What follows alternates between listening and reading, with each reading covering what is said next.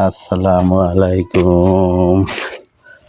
বাসা বাড়ির ভিতরে কাজ দেখতে আছি, বুঝছেন না? এখানে কিছু ফুড গাছ লাগাইছে। এই যে দেখছেন, কিছু ফুড গাছ লাগাইছে, একটা ভুট্টা গাছ লাগাইছে। এই যে কিছু গাছগাছালি, তরমুজ গাছ লাগাইছে। আর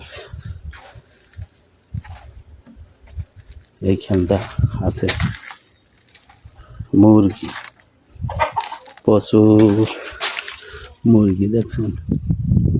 এখানে কিছু মুরগি আছে। এখানে সবজির বাসা বাড়ির ভিতরে কাজ করবো। আর মুরগি এরা এইখানটা দেখছেন, ছোট বাচ্চা বলা মানে গাছ লাগাইছে, তরমুজ, সাম্মাম,